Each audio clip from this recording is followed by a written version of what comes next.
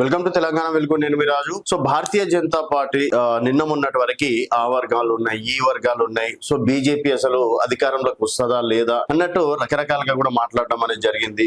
చాలా వరకు బండి సంజయ్ వర్గం ఒకటి కావచ్చు, అలాగే ఈటెల రాజేందర్ వర్గం ఒకటి.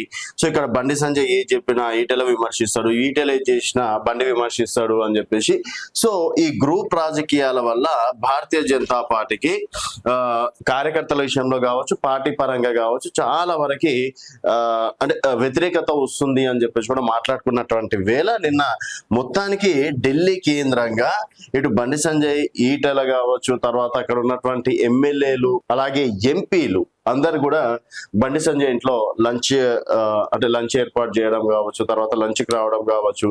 దానికన్నా ముందు రోజు అందరు ఎంపీలో యూనిటీగా పార్లమెంట్ ఆవరణంలో ఫోటో దిగడం కావచ్చు. సో మొత్తానికి అధిష్టానం రంగంలో దిగింది. తర్వాత ఇక్కడ తెలంగాణ పైన ఫోకస్ చేసింది. ఏ చిన్న చిన్న సర్దుబాట్లు ఉన్నా కూడా దాన్ని మొత్తానికి మేనేజ్ చేసే వరకు తీసుకొచ్చింది. ఇంకా నిన్న బండి సంజయ్ అంటే గతంలో మనం ఒక 10 రోజుల కిందట చూసుకున్నట్టయితే బండి సంజయ్ అలాగే ఈటల రాజేందర్ ఇద్దరు కూడా ఆలింగనం చేసుకోవడం అనేది కూడా మనం చూసినాం. సో తర్వాత మళ్ళీ నిన్న లంచ్ మీట్ లో కలవడం, సో ఒకరిపైన ఒకరు అంటే ఒకరి గురించి ఒకరు మాట్లాడుకుంటూ నవ్వుకుంటూ సరదాగా గడపడం తోటి ఇంకా భారతీయ జనతా పార్టీలో ఎటువంటి గ్రూప్ రాజకీయాలు లేవు.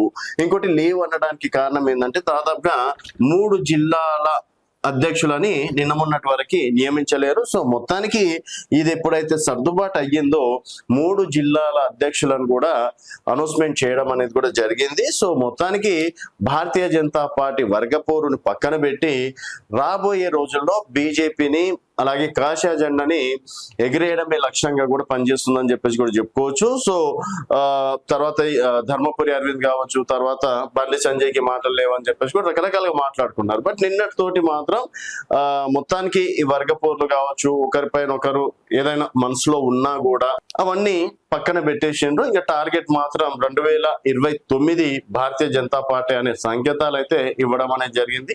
సో నిన్న వాళ్ళు కలవడం తోటి కార్యకర్తలు మాత్రం చాలా హ్యాపీగా ఉన్నారు. ఎందుకంటే నిన్న మొన్నటి వరకు సరే ఈయన ఏదైనా కౌంటర్ ఇస్తే మళ్ళీ అక్కడి నుంచి ఏ కౌంటర్ వస్తుంది, మన గురించి ఏదైనా కౌంటర్లు వేస్తుందా, పక్కోల గురించి ఏమైనా ఇస్తుందా అని చెప్పేసి మొన్నటి వరకు వాళ్ళు మాట్లాడినా వీళ్ళు మాట్లాడినా కూడా చర్చించుకున్నటువంటి అంశాలు. సో నిన్నటితోటి గ్రూప్ రాజకీయాలు పక్కన పోయినాయి.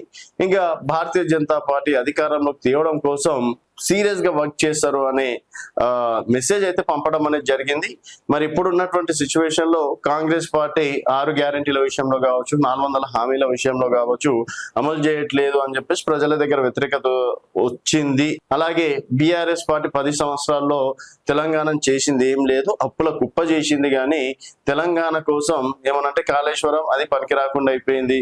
తర్వాత ఇతరితర స్కీమ్లు పెట్టిండ్రు, అవి పెట్టిండ్రు, ఇవి పెట్టిండ్రు. కేవలం సోషల్ మీడియాలో హల్చల్ చేస్తుంది కానీ బీఆర్ఎస్ పార్టీ గ్రౌండ్ లెవెల్ అంత సీన్ లేదు. అది కూడా బీఆర్ఎస్ వాళ్ళకి తెలుసు, కొంతమంది నాయకులకు కూడా తెలుసు ఈ విషయం. కేవలం బీఆర్ఎస్ ఆఫీస్ దగ్గర హల్చల్ చేసినంత మాత్రాన బయట కూడా అదే విధంగా చేస్తారు అనుకుంటే మాత్రం ఇంకోటి సోషల్ మీడియాలో కొన్ని అంటే వ్యూస్ ని కావచ్చు, లేకపోతే కొన్నిటిని చూసుకొని వాపు అనుకొని బల్ప్ అనుకుంటే మాత్రం డెఫినెట్ గా బీఆర్ఎస్ పార్టీ నష్టపోతుంది.